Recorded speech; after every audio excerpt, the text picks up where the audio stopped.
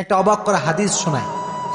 ফাতেমা এমন একজন বউ ছিলেন যিনি তার স্বামীর কাছে কোনো আবদারি করতেন না, কোনো কিছু চাইতেন না। তো একদিন স্বামী আসছে, আলী এসে বলছে, এই ফাতেমা, তুমি আমার কাছে কোনো কিছু চাও না কেন? কিচ্ছুই চাও না, আমি চাই তোমাকে দিতে, তুমি নিতেই চাও না। আজকে তুমি এমন একটা কিছু চাইবা যেটা খাওয়ার জিনিস হবে, আমি তোমাকে নিয়ে এসে খাওয়াবো, আমি তোমাকে নিয়ে এসে। তো ফাতেমা বলছেন, না দরকার নাই। কি দরকার, থাক না, কোনো প্রয়োজন নাই। তো আলী আজকে নাস্র পান্না, না আমি খাওয়াই ছাড়বো আজকে, বলো কি খাবা। তো চাওয়ার একটা লিমিটেশন আছে। উনি বললেন, আমার কিচ্ছু লাগবে না, জাস্ট বাজার থেকে একটা আনার নিয়ে আসবেন। কি নিয়ে আসবেন?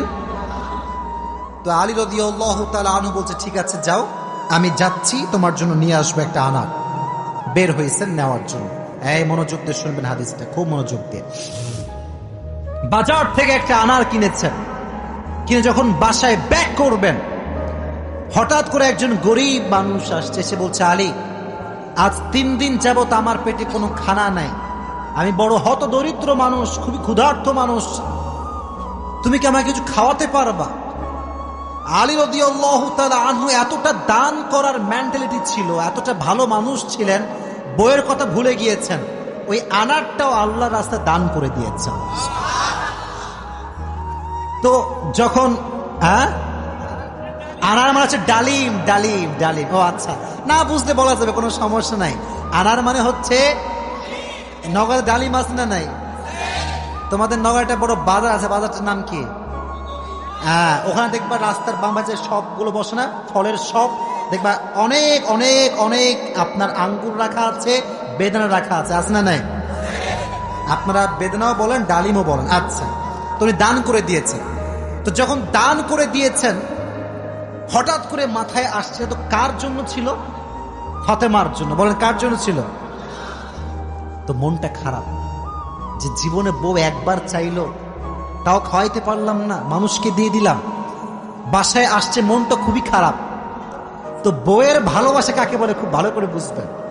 আলী যখন গেটটা খুলেছে, ফাতেমা যখন আলীর চেহারার দিকে তাকাইছে, বলছে, আলী, নিশ্চিত তুমি আমার বেদনা, আমার ডালিম তুমি আল্লাহর রাস্তায় দান করে দিয়েছো। সুবহানাল্লাহ পড়ে। তো বলছে ফাতেমা, আসলেই তাই, আমি দান করে দিয়ে আসছি।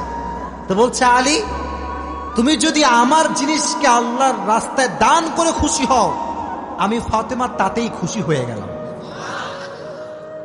অবাক করা বিষয় দেখেন, হঠাৎ করে একজন মানুষ বাসার গেটে নক করেছে, এই কেউ কি আছে বাসায়? গেট খুলেছে, তো দেখছে গেটের বাইরে দাঁড়িয়ে আছে একজন সাহাবী, তার নাম হচ্ছে সালমান ফারসি। তার নাম কি? এদিকে পেছনে কিয়ামত হয়ে যাক, তোমরা আমার দিকে তাকাও। তার নাম কি? সালমান ফারসি। বলছে, কি হয়েছে আপনার, হঠাৎ করে আপনি আমাদের বাসায় আসছেন? বলছে, নবীজি তোমার জন্য 9টি আনার হাদিয়া পাঠিয়েছেন। আপনার সুবহানাল্লাহ পড়তে পারলেন না? কয়টি আনার? আরো জোরে। তো আলী বলছেন, নো, এটা আমার না, এটা আমার হতে পারে না। সালমান ফারসি বলছে, কেন? এটা তোমার জন্য পাঠিয়েছে। আলী বলছে, ভালো করে চেক করো, এটা আমার জন্য হতে পারে না। বলছে, কেন? বলছে, আল্লাহ তাআলা কোরআনে বলেছেন, মান জাআ বিল হাসানাতি ফালাহু আশরু আমসালিহা, যে আল্লাহর রাস্তায় একটা দিবে, আল্লাহ তারে 10 গুণ বাড়ায় দিবে। তাহলে আমার তো 9টা হবে না, আমার হবে কয়টা? তো সালমান ফারসি এই কথা শুনে আবার পকেটে হাত দিয়েছে, হাত দিয়ে আর একটা বের করেছে, বলছে, নবী তোমাকে 10টাই দিয়েছে, আমি জাস্ট পরীক্ষা করছিলাম। সুবহানাল্লাহ পড়ে। তো চাইলেও একটা ভালোবাসা লাগে, আর যে আল্লাহর রাস্তায় দান করে তার আরো বেশি বাড়ায় দেয়। একজন আওয়াজ দিয়ে বলে, তিনি কে? আর একটা রেওয়ায়াত বলি। একদিন ফাতেমা রাদিয়াল্লাহু তাআলা আনহা সুতা বিক্রি করলেন। কি বিক্রি করলেন? সুতার দাম হচ্ছে 6 দিরহাম। কয় দিরহাম? আচ্ছা, তো বলছে, হে আমার স্বামী আলী, 6 দিরহাম নিয়ে কয়েকটা রুটি নিয়ে আসো হাসান এবং হোসাইনের জন্য। কার জন্য? হাসান এবং হোসাইন কার সন্তান? ফাতেমা এবং আলীর সন্তান। তো অবাক করে একটা রেওয়ায়াত, আমি জাস্ট গতকালকে এটা পড়লাম, এটা আমি আগে জানতাম না। তো বের হয়েছে বাসার থেকে রুটি কিনবার জন্য। কি কিনবার জন্য? রুটি কিনে ফেলেছে। Just he was coming back to home, বাসায় আসছিলেন। হঠাৎ করেই গরিব আসছে, অসহায় মানুষ। আলী, কিচ্ছু নাই পেটে খাওয়ার মতো, তুমি কিছু দিতে পারবা? আলীর মনোমাইন্ড এতটা বড় ছিল, যা কিনতে গিয়েছিল ফ্যামিলির জন্য ওইটাও আল্লাহ রাস্তায় দান করে দিয়েছে। জোরে সোরে পড়ুন সুবহানাল্লাহ। সন্তানের জন্য খাবার আপনি কিনেছেন, কিন্তু দান করে দিয়েছেন, কিন্তু ভেতরে একটা কষ্ট আছে না নাই? দেখো যুবকেরা, প্লিজ প্লিজ লাফালাফি করো না, এদিকে আমার দিকে একদম স্থির হয়ে থাকো, চুপচাপ স্থির থাকো। কারণ নওগাঁর মানুষ তো এরা অভদ্র ঘরের সন্তান, এরা সব ভদ্র ঘরের সন্তান, ঠিক না? চুপচাপ থাকো। তো যখন ফিরে আসবেন, হঠাৎ করে একজন লোক আসছে, এসে বলছে, আলী তুমি কি এই উটটা কিনবা? উট? বলেন কি? তো আলী বলছে, না ভাই, টাকা পয়সা নাই, কেনার সম্ভব না। তো বলছে, তোমাকে আমি এইটা এখন দিচ্ছি, তোমার যখন বিক্রি করার সুযোগ হবে তখন বিক্রি করবা, তোমার লাভ তুমি রাখবা, আর আমারটা আমাকে দিলেই হবে। তো আলী বলছে, ঠিক আছে দাও। জাস্ট উটটা নিয়েছে, উট নিয়ে বাসায় ব্যাক করবে, আবার আরেকজন আসছে, বলছে, ভাই এর দাম কত নিবেন বলেন? বলছে, ভাই আপনি দাম বলেন। যে উটের দাম হোক 200 দিরহাম, ওই লোক আগেই বলছে, আমি এটাকে তোমার কাছ থেকে 300 দিরহাম দিয়ে ক্রয় করে নিব। নিয়ে নিয়েছে উট। তাহলে আগে ছিল মাত্র কয় দিরহাম, এখন তিনি কয় দিরহামের মালিক হয়ে গেলেন? সুবহানাল্লাহ পড়তে পারলেন না? এখন এই যে 300 দিরহামের মালিক যাকে দিবে, লভ্যাংশ খুঁজে পায় না। কই গেল লোকটা? লোক আর খুঁজে পায় না, না পেয়ে বাসায় আসছে। যখন গেট খুলেছে, গেট খুলেই দেখছে নবীজি তার বাসার ভেতরে বসে আছে। বলছে, আলী আজকের ঘটনা তুমি বলবা নাকি আমি বলবো? বলছে, নবী আপনিই বলেন। বলছে, তোমার কাছে সর্বপ্রথম যিনি উট বিক্রি করেছিলেন তিনি আর কেউ নন, তিনি হচ্ছেন জিবরাইল। আর যিনি ক্রয় করেছেন 300 দিরহাম দিয়ে, সে কোনো মানুষ নয়, তিনি হচ্ছেন ইসরাফিল। কেন নবী, এটা কেন আমার সঙ্গে হলো? বল, তুমি যে নিজে না খেয়ে মানুষকে খাওয়াইছো, এটা আল্লাহর কাছে বড্ড ভালো লেগেছে। তো আল্লাহ তোমার এত বেশি বাড়ায় দিয়েছে যে তুমি কল্পনাই করতে পারো না। সুবহানাল্লাহ পড়েন।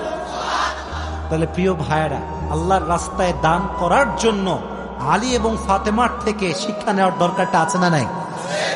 যতটুকু পারি নিজেও খাবো, মানুষকেও দিব। নিজে খাবো, মানুষকে দিব না, এটা স্বার্থপর ছাড়া কিচ্ছু হতে পারে না। আমরা স্বার্থপর হব না, ভালোবেসে যাব। আল্লাহ ভালোবাসার মন আমাদের দান করুক, পড়া আমিন। আরেকটা হাদিস, আচ্ছা বলেন তো পরিবারের, আচ্ছা এখানে সব যুবক আমার মনে হয় আমরা মধ্যবিত্ত পরিবারের সন্তান, ঠিক আছে না প্রিয় ভাইয়েরা? শোনেন একটা কথা বলি, অনেক সময় অনেক যুবকের মন খারাপ হয় যে হুজুর শখের একটা R15 নাই, শখের একটা আইফোন নাই, ঠিক আছে না প্রিয় ভাইয়েরা? শখের একটা গাড়ি নাই, শখের একটা বাড়ি নাই। অনেকের এটা কষ্ট থাকে, না বললে হবে না, এটা মানুষের কষ্ট লাগে, ঠিক আছে, কিন্তু মাথায় রাখবা, এদিকে হাদিস বলছি, গরিবরা, মধ্যবিত্তরা বড়লোকের চাইতে 500 বছর আগেই জান্নাতে প্রবেশ করবে। এবার খুশি না বেজার? এবার হাদিস শোনো। হঠাৎ করে একদিন আলী এবং ফাতেমার ঘরে এতটা অভাব, ভাত নাই, চাল নাই, ডাল নাই, কিচ্ছু নাই, একেবারে 3 দিন যাবত না খাওয়া। কয়দিন? এটাই কম মনে হচ্ছে আপনার কাছে? কম না বেশি? আপনি বিশ্বাস করেন, আজকালকার যুবকরা বডি বিল্ডিং করে, ইভেন তার 6 প্যাক বডি আছে, কিন্তু রোজা রাখতে চায় না। এই এলাকায় মনে হয় নাই? খবর লাগাবেন না, আপনার ভাবিও রোজা রাখে না, খবর লাগায় না। বলবেন যে ভাবি হোয়াট ইজ দিস, রোজা রাখেন না এখন? বলছে বাবা গায়ে শক্তি নাই, দুর্বল। একদিন এক যুবককে বললাম, কিরে তুই আমার ওয়াজ শুনিস না? বলছে অবশ্যই শুনি। তুই রোজা রাখিস না কেন? বলছে যে ভাই রোজা রাখলে বডি কমে যাবে। নাউজুবিল্লাহ পড়তে পারলেন না প্রিয় ভাইরা? কয়েকদিন যাবত না খাওয়া। এবার আলী রাদিয়াল্লাহু তাআলা আনহু বাধ্য হয়ে গিয়েছেন, আর পারছেন না। বলছে ফাতেমা যাও, বাবার কাছে যাও, বলো আব্বাজান বাসাতে খাবার মতো কিছু নাই, আপনার কাছে কিছু হবে খাওয়ার মতো? আহা! ফাতেমা যখন ঘরে আসছেন, নবীজি ঘর খুলে দিয়েছেন। দেখেন বাবা এবং মেয়ের ভালোবাসা কত সুন্দর। ফাতেমা বলেন নাই যে আব্বাজান কিছু লাগবে। যখন গেট খুলেছে, মেয়ের চেহারা দেখেছে, আব্বা বুঝে গিয়েছে মেয়েটা আমার ক্ষুধার্ত হয়ে আমার কাছে এসেছে। সুবহানাল্লাহ। ডাক দিয়ে বলছে ফাতেমা তোমার অবস্থা কি, বলো কি হয়েছে তোমার? ফাতেমা রাদিয়াল্লাহু তাআলা আনহা ডাক দিয়ে বলছে আব্বাজান আজ 3 দিন যাবত আমাদের বাসায় কোনো ভাত নাই, ডাল নাই, চাল নাই, গোস্ত নাই, কিচ্ছু নাই। আমি আপনার কাছে একজন ক্ষুধার্ত নারী হয়ে এসেছি কিছু নেওয়ার জন্য। তো নবীজি বলছেন এই যুবকেরা এদিকে তাকাও। বলছে ফাতেমা আমার কাছে 5টা বকরি আছে, 5টা দোয়া আছে। 5টা বকরিও আছে, 5টা ধামরাটের ভাইয়েরা 5টা দোয়া আছে, 5টা বকরি আছে। তুমি কোনটা নিতে চাও? which one you want to select? তো ফাতেমা বলছে নবী হে আমার বকরি লাগবে না, আমাকে দোয়া শিখাই দিলেই হবে। পরীক্ষায় পাস। দোয়াটা আমার সবাই পড়েন, সকলে আমার চোখে চোখ রাখেন, সবাই পড়েন ইয়া আউয়ালাল আউয়ালিন ইয়া আখিরাল আখিরিন ইয়া যাল কুওয়াতিল মাতিন ইয়া রাহিমাল মাসাকিন ইয়া আরহামার রাহিমিন। আমি জানি যে এটা এখনই মুখস্থ করা সম্ভব না, তবে এটা আগামীকাল কোথায় যাবে? মাশাআল্লাহ, সার্চ করবেন, ডাউনলোড দিবেন, এখানে কাট করে নিয়ে আসবেন। এই দোয়াটা you have to repeat after me, বারবার বারবার বারবার। নবীজি বলেছেন এই দোয়া যে যত বেশি পড়বে তার রিজিকের বরকত তত বেশি বেড়ে যাবে। এই দোয়াটা আমরা বেশি বেশি পাঠ করবো তো ইনশাআল্লাহ। এবার ফাতেমা আলীর কাছে ব্যাক করেছে। আলী বলছে ফাতেমা তোমার হাতে গোস্ত কোথায়, ভাত কোথায়, খাবার কোথায়? তোমার হাত তো খালি, কোথায় আমার খাবার? তুমি তো খালি হাতে ফিরে এসেছো। বলছে আলী আমার হাত খালি না, আমার হাত ভরপুর আছে। বলছে কিভাবে? বলতেছে যে যাহাবতু লিদ দুনিয়া ওয়া জিতু বিল আখিরা, আমি নবীর কাছে দুনিয়া চাওয়ার জন্য গিয়েছিলাম, নবী আমাকে আখিরাত দিয়ে ফিরাই দিয়েছে। আমি আখিরাত নিয়ে তোমার কাছে এসেছি। তো আলী এবার নিজেই আসছে। গানের যুবকরা কিরে আমার দিকে তাকাও। এবার নিজে কে আসছে? আলী। পরে এবার কে আসছে? নবী হে অভাব, খাবার দাবার কিচ্ছু নাই। নবী এবার সংখ্যা বাড়াই দিয়েছে। বলছে আমার কাছে 5000 বকরি আছে আর 5টা দোয়া আছে, তুমি কোনটা চাও? আলী বলছে নবী 5000 বকরি নয়, 5টা দোয়া হলেই চলবে। কতটা আল্লাহর উপরে ভরসা চিন্তা করেন। আমার মতো আপনার মতো মদন হইলে আগে বকরি দেন, তারপর দোয়া দেখা যায়, ঠিক কিনা যুবক ভাইরা? বড় শুধু এইটা, বিপদে পড়লে মানুষ সুদও খায়, ঘুষও দেয়। আল্লাহর উপরে ভরসা করে কিছু থামবে, দোয়া করবে, তাহাজ্জুদ পড়বে, এই সবর মানুষের মাঝে নাই, ঠিক কিনা যুবক ভাইরা? বল। এজন্য আমাদের অভাব আসলে, দুঃখ আসলে আমরা ভরসা করব একজনকে। আওয়াজ দিয়ে বলেন তিনি কে? আপনারা মনে হয় বিরক্ত হয়ে গেছেন, আমি দোয়া করে দেব, তাই না? না না, বিরক্ত হয়ে গেছেন মনে হয়। আসলে খুব ভালো লাগলো এই বিষয়টা, যে আপনারা এতটা আগ্রহী যে বৃষ্টি হচ্ছিল তা আপনারা জান নাই। এটাই প্রমাণ করে নওগাঁর মানুষ ইসলাম প্রেমিক মানুষ, কোরআন প্রেমিক মানুষেরা।